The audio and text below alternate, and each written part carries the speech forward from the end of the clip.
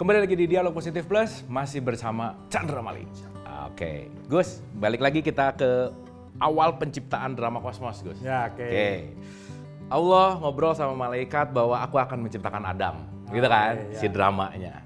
Tiba-tiba malaikat ikut perintah Allah untuk dalam tanda petik bersujud ke Adam, keluarlah setan. Nah, ini juga jadi satu paradigma bahwa setan itu adalah yang buruk, setan itu adalah api, setan itu adalah kesombongan dan seterusnya. Yang ingin dipertanyakan, Gus, setan tuh apa sih sebenarnya, Gus? Aku agak nggak enak kalau ngobrolin temen soalnya. Oh, ngegibahin ya. Setan lu kan berarti lu yang setan. Ya kan? Nggak enak ngobrolin temen. Ya, cuman pada kejadian itu setan masih bernama iblis. Nah, berarti beda nih. Keluarga besar iblis ya yang berkesinambungan dalam kehidupan dunia disebut setan. Jadi iblis tuh apanya tuh? Iblis itu di alam ini, azali abadi. Oke. Ketika Allah kemudian menurunkan Adam ke dunia, nah ini kapasitasnya setan, ya. Oke. Walaupun sampai detik ini tentu Abu Marlo masih belum clear sebenarnya kita hidup di dunia atau di bumi. Di bumi dong, makanya kita disebut khalifah fil ard, pemimpin di muka bumi. Oke, tapi kenapa berdoanya Robbana atina Fid dunya? Di dunia atau di bumi? Tapi itu penting dipahami untuk mengetahui posisi setan dalam kehidupan kita. Oke. Karena setan ternyata minal jinnati wan nas. Oke. Yuwaswisu fi sudurinas minal jinnati wan nas. Ya. Ya. Jadi setan itu sebenarnya lebih pada perilaku. Siapa yang melakukan perilaku setan, dia disebut setan itu sendiri. Ya, kecenderungannya pada tabiat. Ya. Jadi ketika kita bicara soal setan itu tidak tentang bentuknya, bukan wujudnya gitu, bukan tampakannya. Ya, tapi lebih pada perilakunya. Oke. Ya. Jadi siapapun bisa jadi setan. Tapi kata setan, aku adalah ujian bagimu. Ujian kalau lulus, ya naik kelas. Maka sebenarnya pertama, jangan selalu menyalahkan setan. Kedua, jangan minta keringanan. Sering kan kita ujian, ya kemudian mana mungkin kamu sudah S1 minta ujian anak TK. Turun kelas dong. Yang perlu diminta apa? Kekuatan. Tambahan kekuatan. Untuk apa? Untuk menghadapi setan berikutnya. Untuk menghadapi ujian berikutnya. Tukang becak yang cuma mainnya judi karet, ya setannya beda lah. Setan berlevel-level. Nah, apakah memang setan berlevel-level? Tidak. Tabiat manusia yang berlevel-level.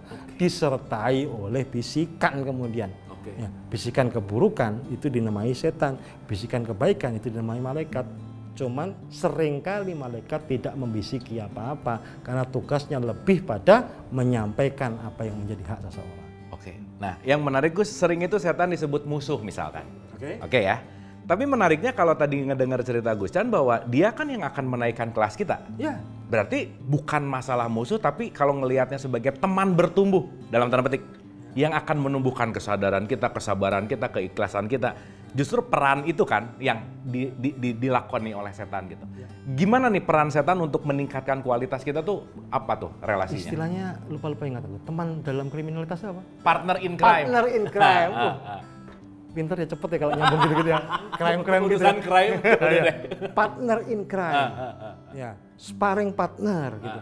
Kalau kita bisa memandang itu dalam menentukan peran setan, yang kita dapatkan ya kebaikan-kebaikan. Oke. Lah, ketika kamu memang udah jelas-jelas berbuat salah, terus masih kamu menyalahkan setan, dapat berapa tuh? Oke. Ya, ada contoh yang paling gampang. Maling, kita belajar dari maling. Ya. Maling tentu melakukan keburukan dong. Contohnya mencuri TV-nya Abu Marlo. Perbuatan mencuri berapa dosa? Satu kesalahan, satu dosa. Ya, oke. Ya.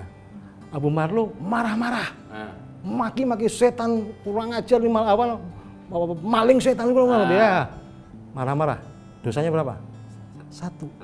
Si maling dapat dosa 1 plus TV. Si Abu Marlo dosa 1 nggak dapat apa-apa. TV-nya hilang. TV-nya hilang. Bila jadi Abu Marlo, bila jadi maling. Ya. Iya benar. Oke, dosanya 1. Tapi Abu Marlo sabar. namanya ujian. Siapa tahu ada hikmahnya. Semoga begini. Kebaikan dong. Iya. Pahalanya berapa? Tidak terbatas. 10. Oh, Satu iya, kebaikan 10 ya, pahala. Ya. Yang menyebabkan kamu berbuat baik tadi siapa? Si maling lah. Oke. Ya. Oke. Dapat berapa dia? 10 juga. Oke. 10 minus 1 masih 9. Plus TV.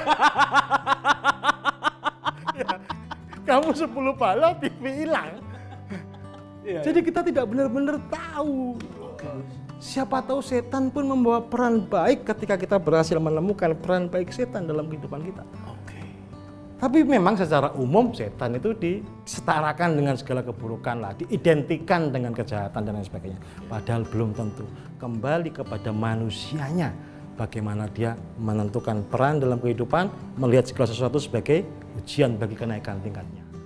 Kita pernah bahas ini, tapi mudah-mudahan ini bisa lebih dalam sedikit tentang yuwas wisufi sudurinas yang membisikkan. Ya. Berarti kan kalau kata bisik kan nggak mungkin jauh, Gus. Ya. Kalau berteriak jauh nih. Ya. Kalimatnya adalah membisikkan. Berarti kan dia dekat banget tuh. Ya. Di mana fungsi bisikan-bisikan dia yang membuat kita justru malah jauh dari Allah gitu misalkan. Peristiwa lahir kita sampai mati kita itu selalu didampingi. Makanya tadi aku sebut jin itu penunggu. Ya. Malaikat itu pun mendampingi kita kiri kanan. Ya. Ada pencatatnya, ada pembawa rezeki dan lain sebagainya. Bahkan yang paling intim itu malaikat maut. Ya. Ketika semua orang menjauh, kematian mendekat. Jadi malaikat maut tidak pernah libur. Ya.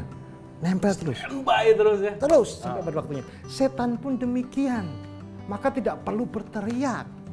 Karena dia mendampingi hidupmu. Tiap-tiap manusia ibaratnya ya, dengan satu malaikat, satu setan. Kelengkapannya itu komplit semuanya sama. Bukan setanku kamu pinjem, bukan. Setanku menggoda, enggak. Masing-masing sudah diberi anugerah yang disebut setan itu alat kelengkapannya. Ya. Jadi sedemikian dekatnya sehingga berbisik. Justru pertanyaannya kenapa masih pakai toa? Ya, kenapa harus berteriak? Kenapa berdoa harus dikencangkan? Apakah Allah terlalu jauh bagimu? Oke, jadi ingat apabila hamba-hambaku bertanya tentangmu, jawablah aku qorib katanya gitu ya. Nggak usah banyak teriak gitu. Nah, membisikkan itu kan berarti memengaruhi, Gus. Sementara kita kadang-kadang aku tuh gara-gara digoda setan jadi melakukan hal buruk. Ini jadi objek disalahin terus gitu. Jadi kamunya playing victim. Ya kan? Gimana tuh playing victim sama setan? Gini loh, yang jauh bisa jadi musuh. Yang dekat bisa jadi pengkhianat. Yang jauh musuh, dekat khianat ya. Dan setan berada di situ. Kita menganggap setan tuh musuh yang nyata, padahal teman yang virtual. Sangat dekat, sehingga mau apapun yang disalah-salahkan itu yang paling dekat.